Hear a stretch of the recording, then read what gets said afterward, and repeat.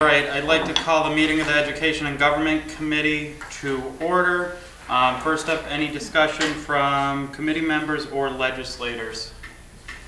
Hearing none, we'll move right on to our presentations for the evening. First up, we have Dr. Swanger from FMCC to talk to us about a couple land proposals and some labor proposals as well. Yes.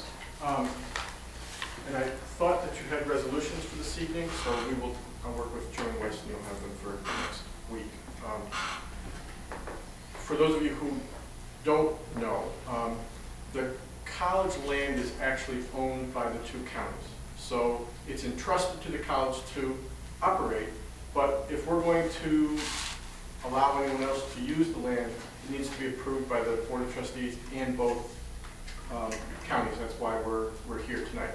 There's two proposals that we're going to be making and that I'd like to talk to you about. One is a partnership with the HFM BOCES, and it is a solar farm in the front of the BOCES building. It will save BOCES. It is for BOCES. It's not for college. It's for BOCES, but it is the college land, and it will save BOCES money over the term of 20 years. It's a 20-year arrangement. And Dr. Michelle, who is the district superintendent for BOCES, is here, so I'll let him, if you don't mind, let him talk to you about some of the specifics about what they're up to and why they're looking at this proposal. Pat? Hi. Hi. We're proposing to build a rather large solar farm on our front lawn, or the college's front lawn in this case. We just call it that. And we're looking to have the project approved. It's already been approved by the college, thank you, and by the subcommittee at Fulton County, and we're hoping you'll do the same here. Basically, the project is a 20-year project. We estimate about an $800,000 to $900,000 savings over that time in electrical costs. It's also, just from a public relations standpoint, when you're coming up the hill and you're seeing a large solar farm from a career and technical education institution, not a bad piece of advertisement. More importantly, the students will get a lot out of it as well, since they will be able to monitor and also work with the equipment and learn from the whole process. Questions? Go ahead. Yes, I know that the college's sustainability has been a huge focal point, so this is something exciting to hear. It's going to be in the point of... No. Where's the land? You know where the BOCES building is? Yes. So if this is the BOCES building, Okay. and if this is Route 67, Okay. it's going to be right here. Excellent. All right. It's all fenced. Right. The people that are constructing it are putting up a big safety fence, so I think it's going to be very safe too. All right. Now, is this a lease or are you buying the panels? No, it's a lease. A lease, yeah. In 20 years, they've got to remove the equipment or we have to buy it. Yeah. It's a no-cost lease. There's no... Right. They're not renting the land. They're using the land and providing the discounted energy. Okay. Okay. How much are your annual electrical costs now? Off the top of my head, I couldn't tell you. How this works is obviously there's a breakage between what they're charging us and what we used to get charged. So that's basically how we save money. So basically a trade-off from them putting their equipment on Right. the land and then giving you a reduced kilowatt. Correct. And in all likelihood, I'm not trying to speak for Pat, but in all likelihood, 20 years from now, you won't buy it. Yeah, The technology will have changed so much Yeah. that they'll take it out. If it was 5 years, it would probably be the same No, situation. you're right. No, you're right. We had that discussion, by the way. Yeah. You're right. So is the 20-year contract, I think that's very much in the norm, having It it is. to be 20-year. I thought so. And I love the fact that Fulton and Montgomery Community College is on the breaking cusp of this, and they're utilizing this. So I'm very much in favor of this. So. Any other questions from the legislature concerning this project? We will work with Dr. Swanger with forward getting a resolution on. There will be a meeting of the Education and Government Committee next Tuesday, which I'll be talking about later, and we're going to go ahead and put that resolution on for next Tuesday. Yeah, we appreciate it. We have a grant from NYSERDA as part of this, and they're hoping that, well, they're kind of requiring that by the end of April, that the legislature, the Board of Supervisors are approving this. So any way you can help me out with that, I'd Very appreciate good. it very We much. will put that on the agenda for next week. How many acres does this involve of land? Did you send them a copy of the? We did, but they don't have it. Oh, You okay. have the specs and everything? The It's specs right in are- the plan. It's attached, yeah. So, but is it 10 acres? You said a No, large amount of My guess would be acres. 5 at the most. Yeah, it's not 10. Five. Okay. But we sent you actually a whole packet explaining just that. Okay. And just that, actually, they do a whole picture of where it's going to be and the layout and the design and everything Great, great. else. Okay? Mhm. Thank you. Thank you very much. Thank It's you. nice meeting you. Thank you. Thank you. The next discussion I have is similar in that it is a land use agreement that we'll be bringing to you as well. This is from the University of Albany and SUNY Research. University of Albany through SUNY Research has been given a grant, and they are establishing weather stations all across the state. Most of them are on SUNY campuses. The equipment, and it's going to be in about a, Dave, 30 by 10? 30 by 30. 30 by 30 fenced-in area footprint. And this will actually be, if the college was here, BOCES is here, this will actually be over here in unused land. It's self-contained in that it is solar powered, and it's all wireless data. And it transmits data regarding weather conditions, particularly hazardous weather like tornadoes, hurricanes, those kinds of things. And it will help the state, and the SUNY Albany will do a lot of studying of the weather because they have that meteorologist school at University of Albany. But it will also help the state in predicting oncoming weather that might require or might cause an emergency. Again, there's no cost. They're not renting the land. We're going to allow them, our proposals allow them to use it. We will have access to the data for our students, so they'll be able to see the data and study the data as well. But it really is a public service, if you will, for the whole state. And it doesn't cost the college anything.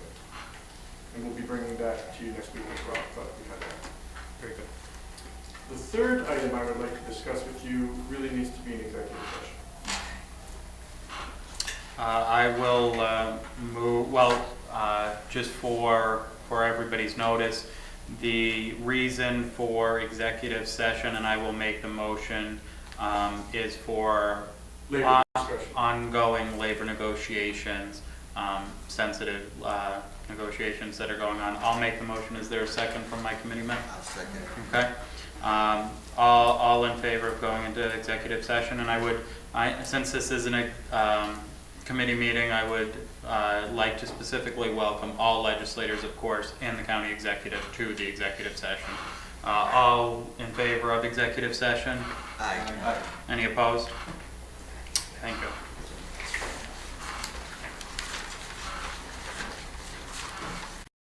We have a motion on the floor by legislator DeJesse to come out of executive session. Seconded by legislator Diamond. All in favor? Aye. Any opposed? We are out of executive session. I wasn't in the room when I said, did you talk about you're going to have a meeting next Tuesday? Yeah, I'm going to talk about that later. Next on the agenda, the county attorney has asked, had brought up to me that she wanted to discuss with the legislature the current format we use for our resolutions. So at this point, I'd like to turn over the floor to Ms. Mannion to discuss resolution format. Thank you. This is just very brief, and this is probably the first time and only time that I will ever ask to be less involved. But looking at the resolution format right now, there's a signature line for the county attorney to sign. Now, I am not a member of the board, and I am not someone making any of these decisions. I understand it was set up to be as to form, but I think it's something that is a little extra, that I think that we could revise the format to just remove my signature from it and have it just be Cheryl. It's the way most counties in the state have it set up. It makes perfect sense, let's just do it. Absolutely. I can have, if you want, I can do a resolution for next month for it, or whichever makes you most comfortable with it. Yeah, I think that would be a good way to approach it, if you can draft up a resolution that will accomplish the goals of that, and we'll put it on for discussion next month. Sounds good. All right? Could I just ask, what would be the starting date, just to talk with the IT department? It would start May. Or no, June June 1st. 1st. Yeah. All Thank right. you. That's all I Very have to say. So the last thing on the agenda this evening is charter amendments and revision timeline. I've got a lot of paper for you. Due to some technical difficulties, I'm still collating, but I think I have enough packets. That's all right, I got it. Actually, or no, I don't have it. Let's see, you already have a copy, so there's yours. Can you give one of these for Roy, please? This one's got it. Okay, so there you go. For you. You don't get a full packet. So you only get that. Thank you. There you go. She took it. And that.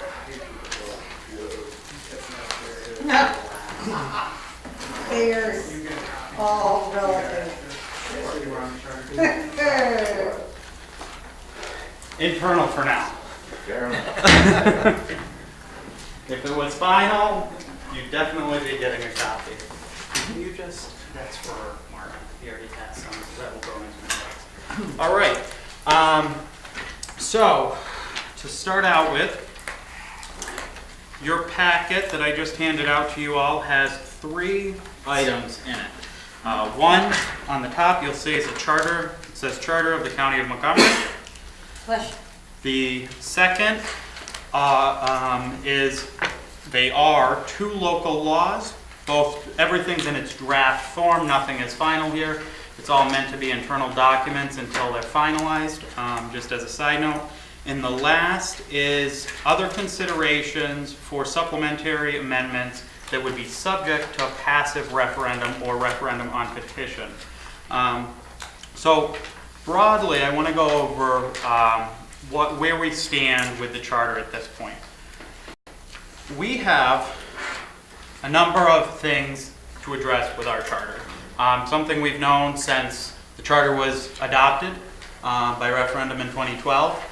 A number of issues, both that would transfer the powers of elected officials and clarify thereof, as well as just housekeeping, formatting, wording, removing some typos, and chartering some departments that did not make it to the charter the first time around, which all can be changed by local law. So we'll start off by looking at the 2 local laws in your packet. You'll see that there's an introductory local law C and an introductory local law D of 2015. This is general language that would possibly be proposed next month or whenever the legislature feels comfortable moving forward for 2 separate local laws. Local law C would adopt a charter amended in its entirety. And that in its draft form is this document right here. So where it says full text of charter to be inserted here, it will be this document, of course revised over the next month as we hold discussions on this document. Nothing in This big thick document here transfers the powers or duties of an elected officer. Further, it does not transfer any functions of any municipality within the county. Therefore, this document here can be adopted by a simple local law, not subject to any type of referendum. So this would be Local Law C of 2015.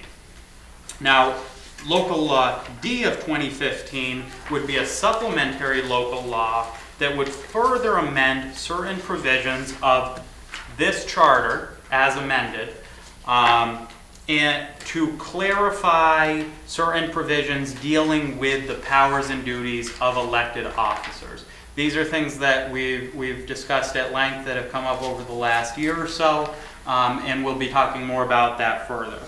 Local Law D, if moved, would be subject to a referendum on petition, which I will be going over when we're going over those provisions again, but it's something we've talked about in the past, where after enactment of such a local law, there would be a 60-day time period in which any qualified elector of the county may obtain signatures of qualified electors of the county around the number of 640 or so. It's 5% of the people who voted in the last gubernatorial election. If such a petition is filed within the timeline and so certified, then no sooner than 60 days following that certification, the local law would be put on the next general elections ballot for countywide referendum that would have to be approved by a majority of the county as a whole, a majority of the city of Amsterdam, and if so, would become law at that point. And I point out that the determining factor is the 60 days, and there is no hard end line. So if that, let's say a petition, when we enact this law, if the 60 days goes by and a petition is filed on that 60th day, and the general election this year falls on day 59, this referendum could not be held until 2016, but it would just fall over to the next general election. Again, I will go over this a little more in detail when we discuss those amendments and provisions that could be construed as altering the powers of an elected officer. Are there any questions with the broad look of what these two local laws do and why we want to divide them into two separate local laws? I have a question. I would just want to make sure that we would still be in the time frame if we adopt the local law, because then the executive has to hold the public hearing and there's that time period in between before it would actually be adopted. Would we, if we did it in next month, would we still follow? To answer the question, the timeline set up by municipal home rule law, there is no question that if we acted on local law D in May, it would be able to meet the timelines and be on the ballot this November. If we waited until June, there's a little question that I have that I've brought up briefly with the county attorney, and she has said she's going to look into it, where municipal home rule law says 60 days after enactment. Enactment, I'm going to say by my opinion, is action by this legislature and not approval. If it is approval, there would be the possibility that in June, depending on when the meetings fell, that it would not meet the 2015 general election. But again, if it's enactment by the legislature, the deadline, that hard deadline for the legislature to act, if that's what starts the timeline, is July 6th of this year. So we have some time there if that is in fact the case, where enactment shall mean action by this legislature and not approval or otherwise by the county executive. So that's kind of what we're looking at. May, definitely, we could do local law D. June, yet to be determined, might go on 2016. but if it should mean enactment by the legislature, July 6th is that hard end date. Local law C, we can pass at any time, as long as it sits on the desk of the legislature in the final form for at least 10 days or has a waiver by the county executive, and will take effect at any effect date that we should choose. These draft local laws show a date of January 1st, 2016, which with the way, with what we're going to see in this charter, this draft charter in its entirety, would change up some of the overall structure. So that would take effect in the next fiscal year, and it really would be difficult to change that mid-year with some provisions. So instead of giving us different effective date for certain provisions, one effective date, start the new year, the last year of our term, with a charter in whatever form we put it on the docket with. Any questions about what I've talked about so far? All right, moving on to what we're looking at the next couple weeks. I plan to call a committee meeting next Tuesday, time to be determined, but during our evening meetings of Budget and Finance and Personnel and any other committees that should meet that night. The purpose of that meeting will be to discuss this document. Now again, this document is an amended charter in its entirety that touches on departments, language, formatting, numbering, things like that. And that's why I took it as a whole document instead of coming up, as we discussed early last year. If we were to go through and create a list of every single amendment, it would be, there were areas where there were numbers that didn't line up, and certain things like that, that it just would not be an efficient way of doing that. We're amending it in its entirety. We get a reformatted document that is something that's a respectful and a proper document to guide our county over hopefully the next several decades.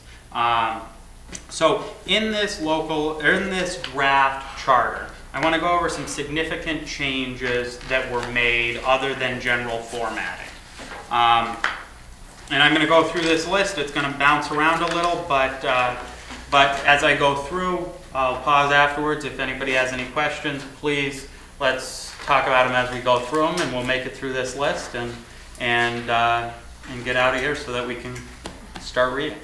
First off on my list is references to any legislative committees in the charter as it stands right now have been generalized as to not pigeonhole the legislature into having committees or by a specific name. So if you recall, last year we had to amend our rules of procedure to change our Finance Committee to Budget and Finance and our General Services Committee to our Physical Services Committee.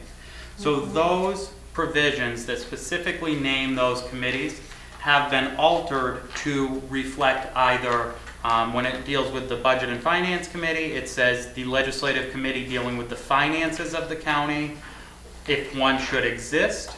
And the Physical Services Committee, there was one mention of that was not really relevant to the provision. And how I wrote that is a legislative committee of the legislature dealing with the property. So those have been generalized, so we don't have to necessarily have a Budget and Finance Committee and a Physical Services Committee.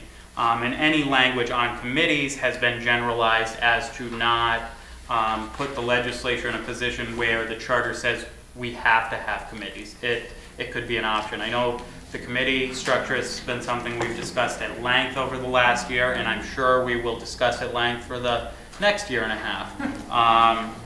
So that's the first on my list.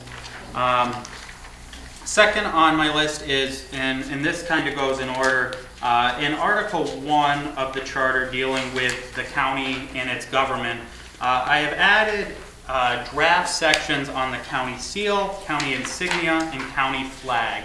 As we move forward with the branding initiative, as well as the repercussions there too with dealing with what our county seal is, where it's defined, this is the type of document that I believe it should be in so that it's one place that we can go to, look at, and see what it is. These are provisions that we may choose as a legislature to include in the final amended charter in its entirety. And you'll see here that there are some blanks in these provisions needing more information from either our marketing representative dealing with the specifics of the insignia or the flag, as well as an ongoing discussion with the county attorney as to the county seal and the repercussions thereof. The county seal is, in essence, a legal signature of the county, and it's not something that we can have multiples out thereof because it can lead to legal issues. However, while on one side of the coin, that's something that we want to, if we do include it, we want to make sure it's right. On the other side of the coin, it's a place in our charter that specifically spells out what the seal is, so moving forward, there is no question, and all of those seals will be congruent throughout the county. Next, in Article 1 as well, Section 109, you'll notice that the section on definitions of the charter has been largely expanded to include the main terms that we use in this charter. The charter as it stands right now is very light on definitions. These have been taken from a number of other charters and other laws, including state laws, to further define what we're dealing with. One perfect example is administrative unit. We've had discussions this year of what administrative unit should mean, and it's defined right in here to provide for those provisions of the charter that deal with an administrative unit. And kind of overall, my methodology in dealing with this document, it was to really go through the document and retype it from scratch with keeping the same general language, of course editing that language, to catch any small wordings that were left out. A lot of our charter had been taken from the Putnam County Charter. However, clauses of sections sometimes were taken out. I can think of one in particular at the end of our charter right now where a clause from a section was taken out and the language, the verbiage was not altered, and it left for a sentence that did not have proper structure. So really it was a full redraft to catch all of those minute details. In dealing with the actual content in the wording thereof, while Putnam County was used primarily to frame the original charter, I used first the Dutchess County Charter and the Ulster County Charter, as well as state law. And my reasoning behind that is, from my interpretation of it and reading the two documents side by side, to me, the Putnam County Charter is heavily relies on the Dutchess County Charter, which was a predecessor thereof. And as you know, I think we all can be aware of, when you copy an original document, that copy might lose a couple pieces of information, and then copying from that copy, you lose some information gets lost in translation again. By looking at the original document that Putnam was framed after, we can get to kind of the general framework of the meaning of the Putnam County Charter, when certain provisions of the Putnam County Charter can have other incidental information there too that we might not want to include. The Ulster County Charter, and the reasoning of mine for using that is, Ulster County adopted a charter form of government in 2006. They were the most recent chartered county before Montgomery. So that's kind of the state of the art, if you will, charter. And obviously, different demographics, different county, different culture. However, government is government in a lot of senses, and the structure thereof can be applied elsewhere. So both Dutchess and Ulster, very, very good and thorough charters. There's about 24 counties charters in the state. However, some have long form, some have short form. Herkimer County, for example, provides for a county legislature. The rest is provided for in an administrative code. So that's a charter that it would kind of be hard to go off of. So that's the basis of where a lot of this information has come from. And then, of course, state law, when state law shall provide, whether it be county law, civil service law, public health law, any law that you can name in state law, when certain provisions apply, language that was used as a reference point. All right. Moving on, section 204, dealing with vacancies on the county legislature. Yes. Before we get to 204, I just wanted to briefly talk about 202, terms of election. Yes, we're gonna talk about that. That would change of power and duty. So that's gonna be later in the second local law. So, so with section 204, dealing with vacancies in the county legislature, as the charter is written right now, if a vacancy shall occur and the legislature shall not appoint to fill that vacancy, there is no backup provision for how that vacancy shall be filled.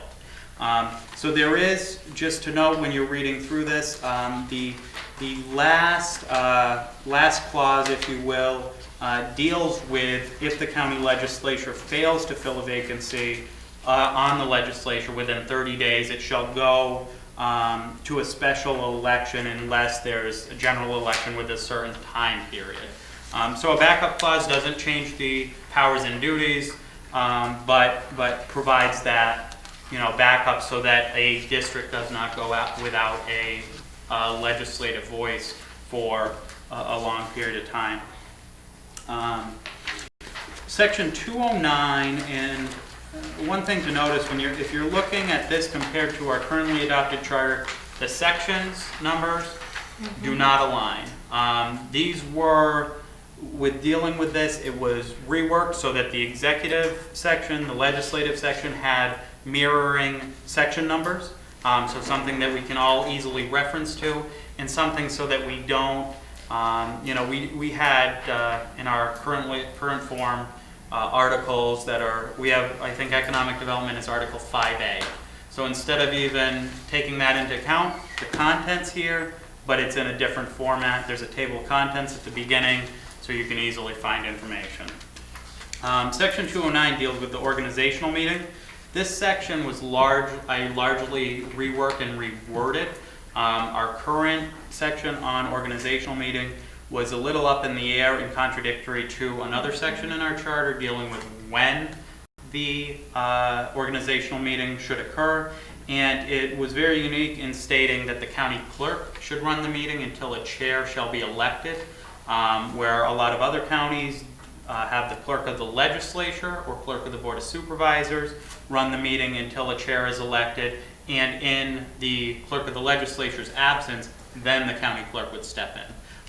So that was altered, as well as a provision dealing with if the legislature shall fail to elect a chair, that shall not prevent the legislature from working on other business of the legislature. So if it shall not occur and be tabled, a resolution to appoint a chairman, the clerk of the legislature shall remain as acting chair until a chair is elected. Something again that, referencing other charters, it's always good to have that backup. We haven't needed backups, but it's good to have that backup clause in there. What should happen if there's a legislature at some point that cannot agree and cannot find 5 votes for one person as a chairperson? All right. But Especially since it's so unimaginable.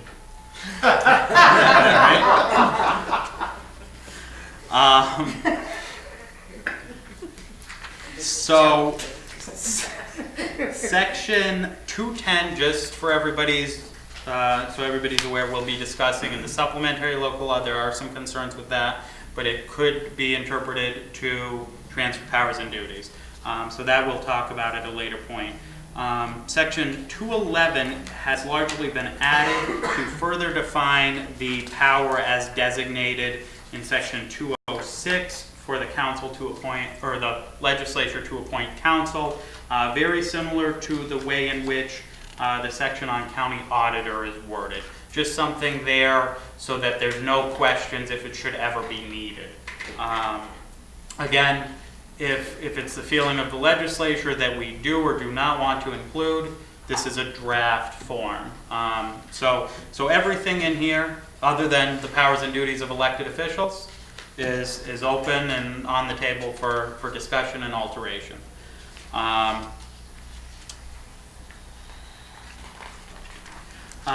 Moving right over to Article 4, dealing with financial control, on the adoption of the annual budget, which is subsection C on page 13. I have added publication and notice requirements for the public hearings held on the budget.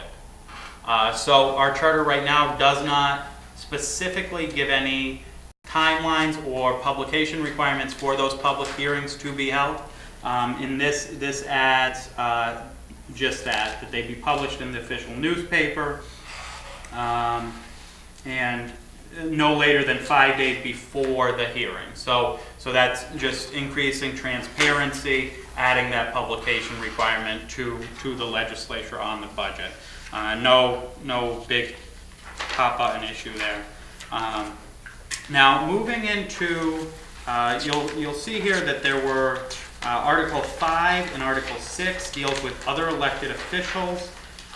Consolidated that in one area, where in our current charter they were all over the place, and I'll be talking to you about some provisions of those sections with the supplementary local law. But we'll skip right over that for now and go into our departmental articles. Now, as a broad statement, our departmental articles, one, they're alphabetical order, if you're wondering the order of them. And so something hopefully that's a little easier to work with. Now, all departmental provisions were made congruent so as to treat each department equally and each department head equally. That being said, there are no educational requirements for any department head. There are no provisions for holding other office for any department head. There are no provisions for full or part-time status for any department head. There are no provisions on outside work for any department head. Those provisions are things that are dealt with by our personnel officer, personnel policy, and public officer and civil service law. In our charter currently, there are certain departments where it states that they have to have a certain educational requirement, that certain departments need to work full-time opposed to part-time, certain departments that can hold other appointed or elected office within the county, and certain departments that cannot work for anybody else in the county other than the county.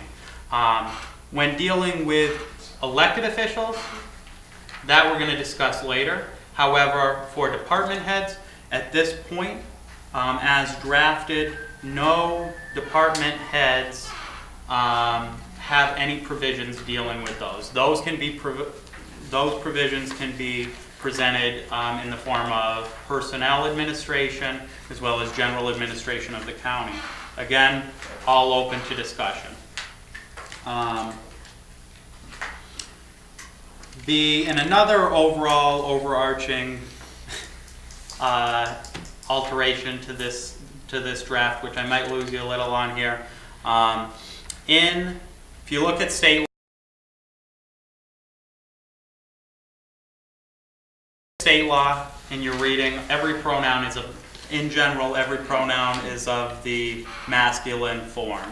In this charter, most provisions had a provision for pronouns dealing with he or she, him or her, his or hers, with an anti-discrimination clause at the end. I took the liberty of going through, and it can be changed, however, changing all the pronouns in this charter to be gender-neutral pronouns. Not to get too deep on social philosophy or English language, but that, as you read through, those pronouns have been replaced with the singular they form. That's, of course, like I said, everything's open to discussion. I thought it was appropriate. We just appointed 2 new department heads that were formerly held by males and now held by females. So I thought it was an appropriate thing to Put this on me. appropriate thing to do in our charter and set a good policy there. Now this is going to be something that I foresee could possibly get some fruitful discussion on. On page 21. Article 10 of the charter deals with the Department of Health and Human Services. So what this is after discussion with the county executive and the county executive's work with the page group focus groups, there was a lot of research done by the page group and our personnel department into what exactly other counties do when dealing with health and human services. Right now we have a committee of health and human services dealing primarily with the public health department, the community service or mental health department, the youth bureau, ATI, veteran services department, social services department, and I think I got them all. And looking at other counties and how they deal with them, some counties have these departments, some counties do not have certain departments, and some counties have merged these departments that are offering the same general services, just in different ways and to different demographics. One county, Sullivan County, is also a chartered county. They have combined youth bureau, public health, mental health, and social services into one department of human and health and family services. Looking at a number of other counties that have combined a different variation thereof, and having those discussions in the page group, focus groups, and with the county executive in the age of government efficiency, I have drafted an article that would consolidate those 4 departments, mental health, public health, social services, youth bureau, into one Department of Health and Human Services. All of these different departments right now deal largely in state reimbursement, and we would be consolidating into one department that after being audited, we could definitely, I think there's some opportunity there to maximize our reimbursement, and as well as, it's a way of, I think, the other aspect of this consolidated department, other than efficiency that I think is inherent in it, is the kind of the softer side of it of being a health and human services department. And if you went out into the community, I don't think you would find people that have any, that there's any connotation within the community on such a name, which I think is beneficial for the services we can provide through this department.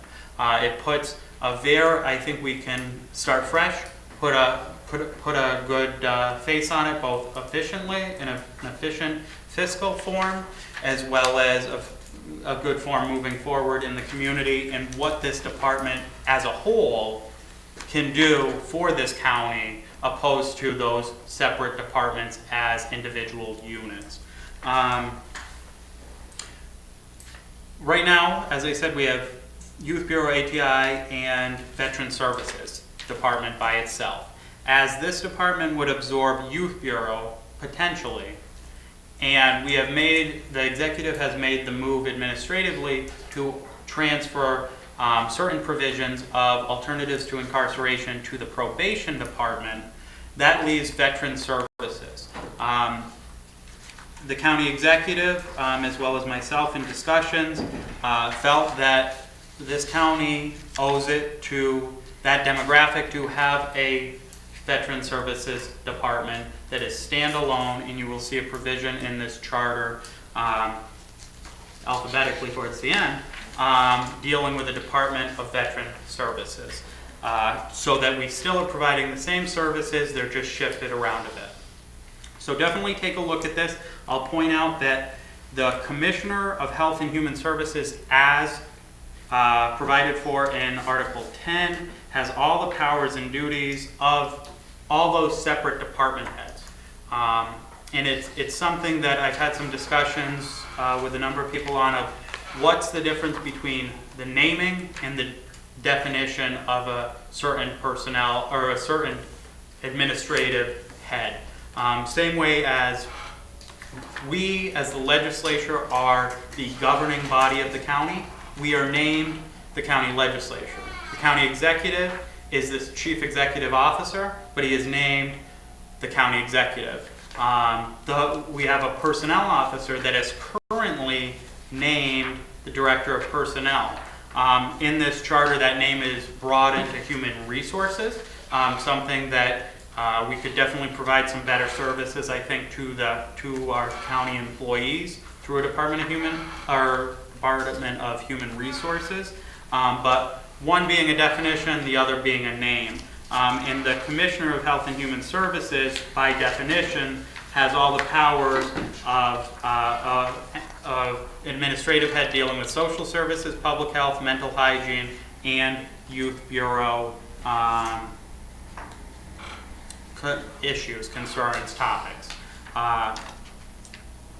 Provided that we also have a Board of Health and Community Services Board in order to participate in that state program for these departments. So that's also provided in Article 10. Any questions on that? Just, yes? Do you think, and I'm not being a smart guy, so, you think you get somebody to give you some software that would highlight the changes? You know, somebody asked me that earlier today, and going through this, I had track changes on.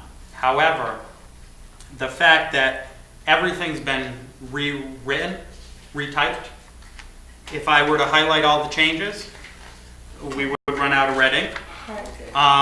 You know, I understand your, you know, to point them out specifically. With rewriting the whole thing and catching everything, it can't be done. However, you know, these being the significant changes, you don't have to believe me, but you know, this is the main things that were changed in the charter.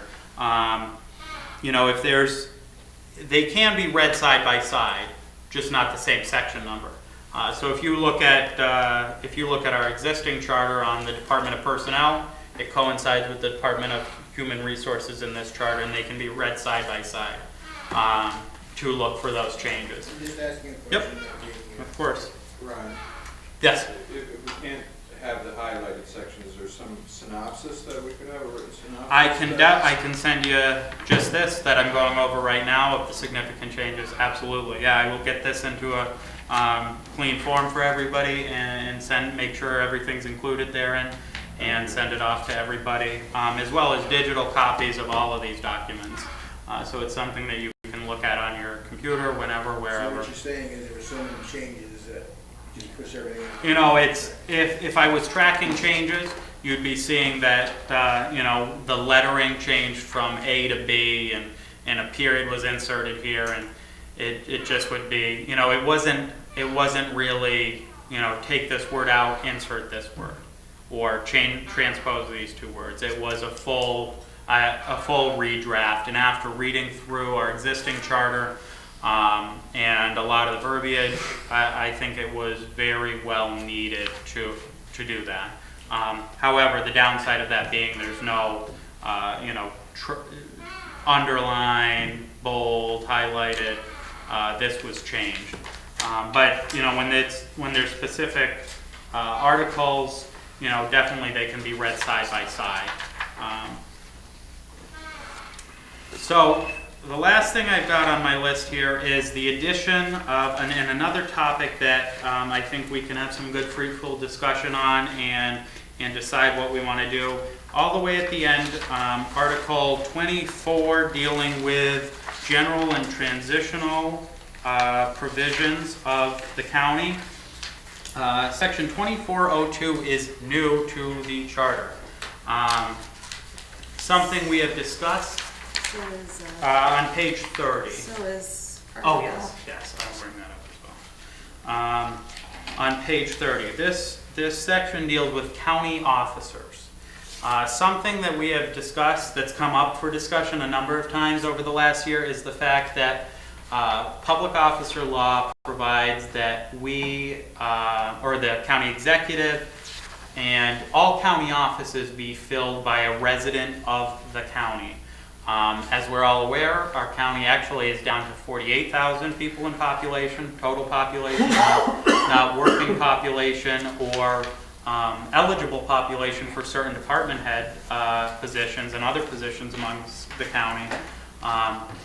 This is an ongoing discussion, and I'm looking forward to all of your thoughts on this, as well as the thoughts of the county attorney and the thoughts of NISAC on this, because it specifically supersedes certain provisions of public officers law, which other charters by precedent have done before. I'll just point that out. But this this provision, basically a synopsis of it, it would alter the residency requirement of county officers, not elected officers. This would not apply to elected officers because, of course, you need to live within the district you live in, or an at-large county official, such as the county executive, has to live in the county. But other county officers, so department heads, you know, board appointments, and employees of departments can be a resident of Montgomery County or any adjacent county there too. So it would be Herkimer, Otsego, Schoharie, Schenectady, Saratoga, Fulton, and Montgomery. And it would increase our hiring base from a little under 50,000 to about 650,000 people that would now be eligible to hold a county appointed office. You know, some positions that we post for, we get a lot of applicants, and we have well-qualified people in this county. We have posted a number of positions that have certain educational requirements due to the nature of that position, that we have had to, at this point, hire out people from outside this county to fill those positions, which we can do. However, certain positions thereof, we need to apply to the state legislature to pass certain exceptions to allow for out-of-county residents. Right now, and I sent this to you just, right now the deputy commissioners of the county of Montgomery and the assistant district attorneys of the county of Montgomery have already been provided for by state law that they can be from outside of this county. We made application to the state legislature last year for 2 additional positions to be provided for by state law. And one thing that really came up at the time, and I won't speak for the entire legislature, but something that I thought was a very good point that I felt as well is, why are we treating certain positions differently? We should be treating this as a blanket policy for every position, every appointed position in the county. This section of the charter would do that. And you know, obviously this is something I hope we discuss at length, but it's something in there in a draft form so we can read and come back to discuss. So those are the significant changes. In addition to what we've discussed, and I sent out to you in a previous email shortly ago, dealing with the sanitary sewer district and codifying that in our charter. It is an administrative unit of the county. In the 1970s, the county provided for the administration thereof by a board to govern that sanitary sewer district. That board is in essence an administrative head, a department head. As per county law, we can provide for administration of that sanitary sewer district. However, we provide, there is a section in here, as I had emailed out to you, a provision that would take that and make that an appointed department head, a superintendent of sanitary sewer district 1. As I know Legislator Diamond is aware, and Legislator Quackenbush and Kelly, I'm sure are as well. Anything that board does needs to be approved by this board. It's kind of like FMCC coming here tonight to get certain land use proposals agreed and labor policies agreed. The sanitary sewer district needs to do that right now. I would also point out, just as an ancillary note that one way or another we should address, county law does provide that any member of the county governing body that also serves on the sanitary sewer district board shall not receive any additional compensation thereof.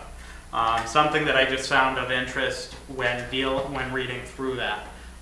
So one way or another, that's something to address. However, this provides for an appointed superintendent of sanitary sewer district 1. We've had a number of discussions about what to do with sanitary sewer district number 1, but this would provide for, I believe, a more efficient administration thereof until any decisions are made. So those are the significant changes made to this document, given the fact that the whole document is amended in its entirety and largely changed. But the nature of the document, the nature of the provisions has stayed the same with the exceptions that I've gone over and what I've discussed this evening.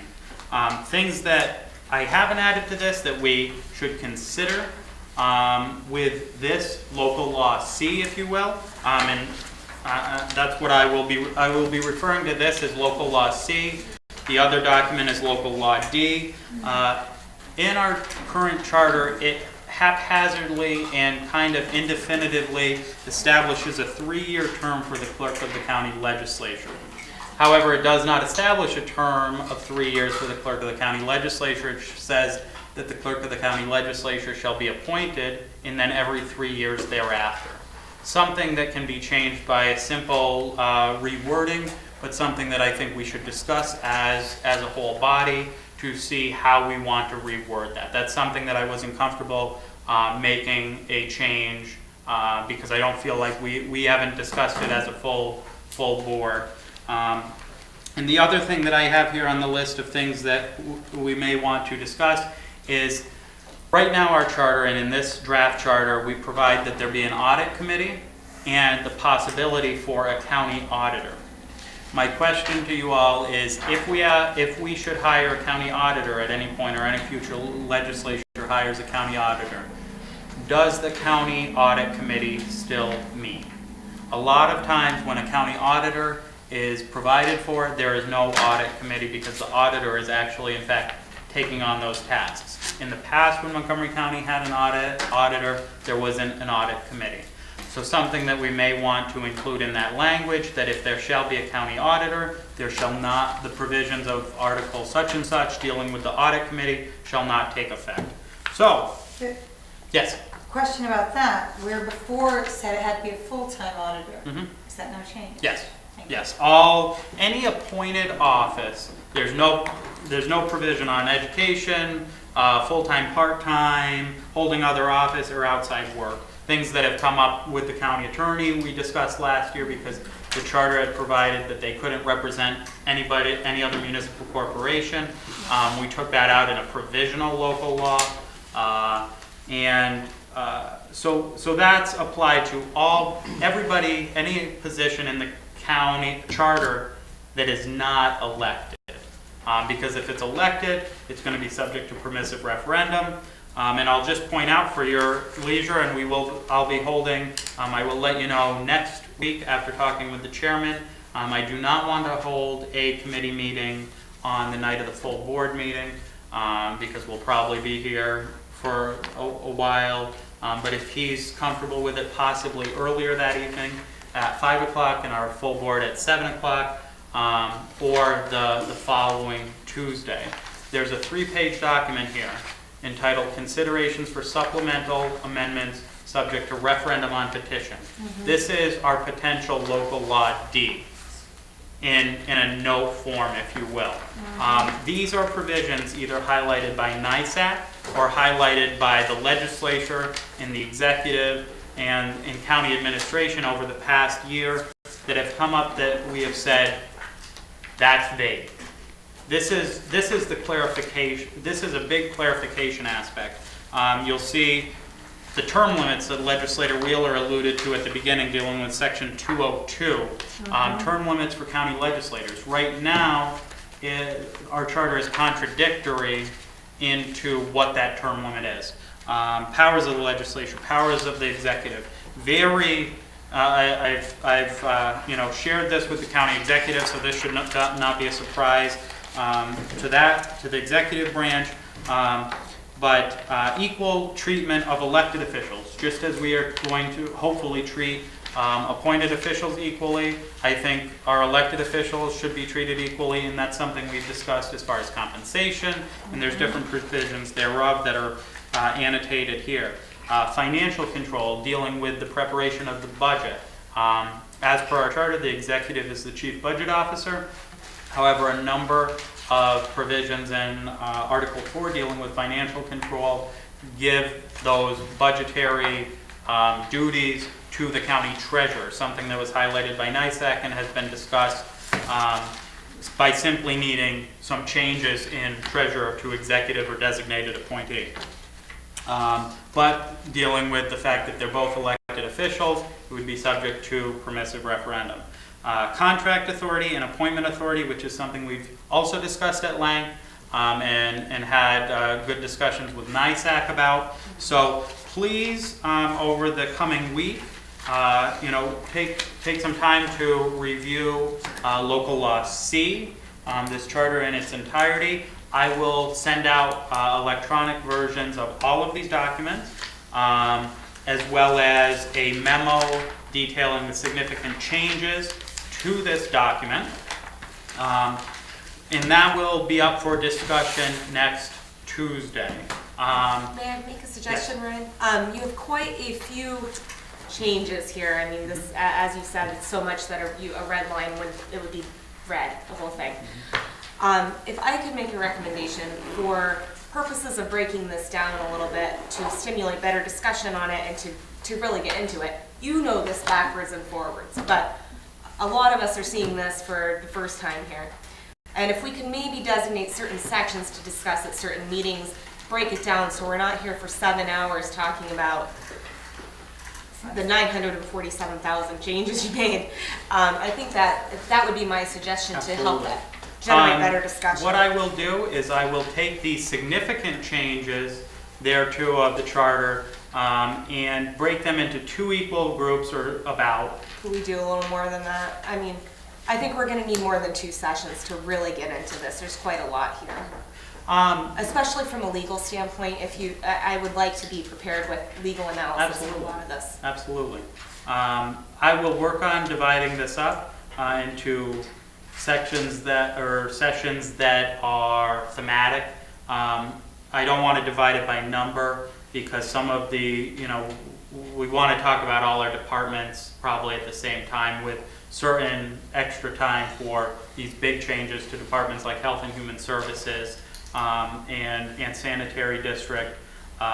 So what I'll do is next week we'll plan on talking about the general provisions and the general changes to this charter. I'll annotate exactly what I mean by that, and then provide for different thematic sections after that. Almost if you just broke it up, pages 1 through 10, Yeah. 10 through 20, and then everyone's reading the same thing and we're not all skipping around. Yeah. Just Well, let me put it this way. I guess I see 2 different ways of dividing this up. We can divide it up thematically, into things of the same nature or divided up by article number, page number? What is the legislature more comfortable with? I would go with themes. Okay. Okay, I will divide this into teams and send out, you know, what we're gonna be looking at, and we'll address it one at a time. And then additionally, we will, consider this secondary supplementary local law D dealing with elected officials' powers and duties, at a separate meeting. So as to not have a meeting that we're going on forever and talking about a number of different subjects. So I will get all of those out to you, if not tonight, tomorrow, detailing exactly what we're going to be doing here. But you have these documents provided to you. Are there any thoughts and questions at this point? I have some, Mr. Chairman. I'm unable to attend next Tuesday's meeting. And I had one thing that just was an issue of concern going back. But first, I absolutely want to thank you for all of the work, not just the quantity, but the quality, and outstanding, absolutely outstanding, really. You know, in the past, I talked a little bit about the budget process. Mm-hmm. And my question is, since you know, a lot of this language is taken from other charters and such, have you seen anything in there that provides for a little more detail with respect to the individual department heads being present for budget hearings, as opposed to just the, and I'm looking at on page 13, C3. What we have here is the treasurer and the county executive shall be present. And of course, we didn't do that last year. Mm-hmm. We didn't do that neither. So I'm looking for something that lays out a little more clearly the actual procedure whereby the legislators could actually question people about the budget. Perfect question, and my answer is going to be, in my opinion, and I'll once I find the section, I'll read it. I felt after reading through this that we have something in here that is already provided for in that essence. When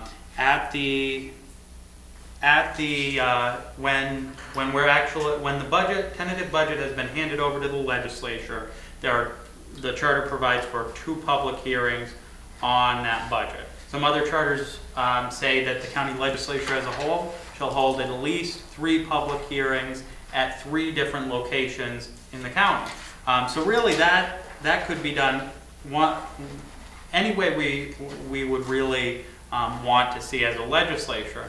And I would also point out that the standing charter provides that the Budget and Finance Committee hold 1 public hearing and the legislature hold another. This has, as I stated earlier, taken out that provision that it specifically be the Budget and Finance Committee, stating that the Committee on Finance, if one should exist, if not the legislature, shall hold that meeting, and then so forth. But with dealing with department heads and kind of the more getting into the details of the charter, if you look at Article 4, Section 403A4 on page 12. It's the first full clause on page 12. This is something that is currently in our budget, and it says that the county treasurer, upon receipt of the estimates and requests for appropriation, shall proceed to make such review and investigation thereon as may deem necessary. As they may deem necessary. They may require the head of each unit or any officer or employee thereof and any authorized agency requesting county funds to furnish data and information and answer inquiries pertinent to such review or investigation. Members of the county legislature, the clerk of the legislature, and the county auditor shall be entitled to attend and participate in all such meetings and hearings. So I don't know if that specifically gets to what you were concerned with, Legislator DeChessie, but I would say that upon, my interpretation of that clause being the fact that it says shall be entitled to and not may be entitled to me, those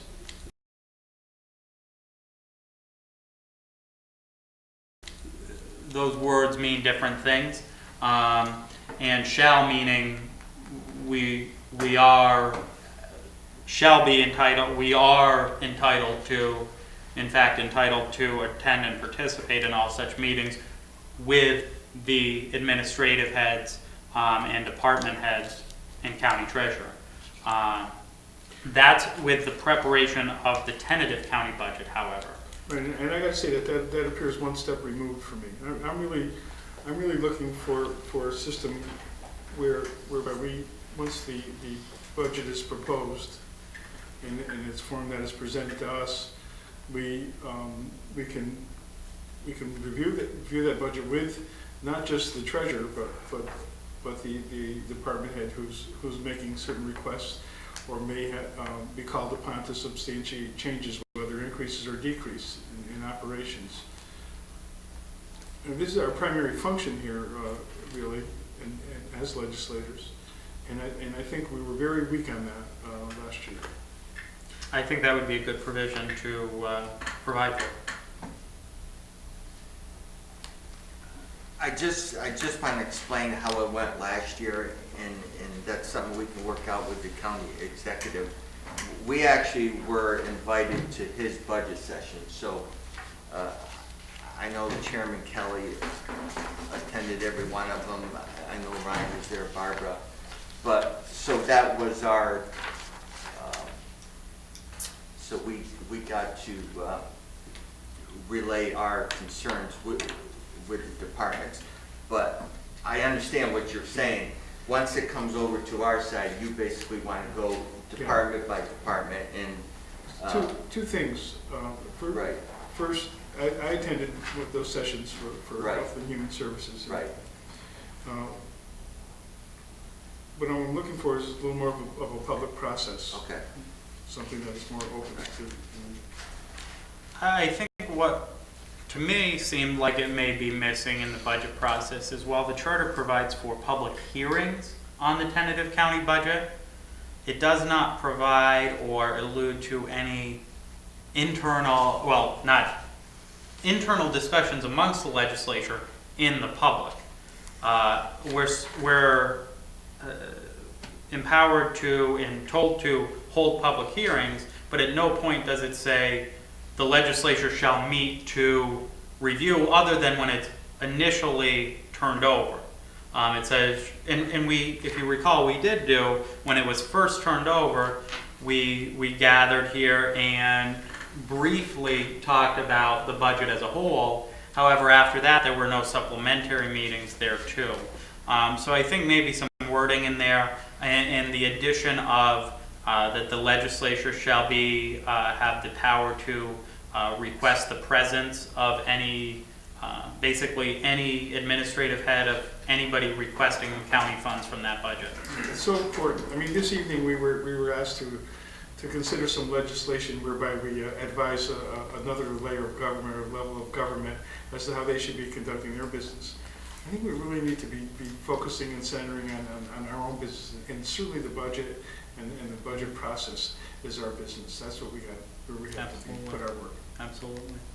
And may I just add that while we are going to be having these group discussions on charter amendments, I would encourage any and all of you, if you're reading through and you see something that is something that you want to discuss, shoot me an email and I will add it to the discussion. If you want to, feel free to, of course, and I would encourage you to CC the rest of the legislature, the attorney, the executive, so that we're all aware. Those are public emails, so and anything actually being acted on will be acted on in a public meeting.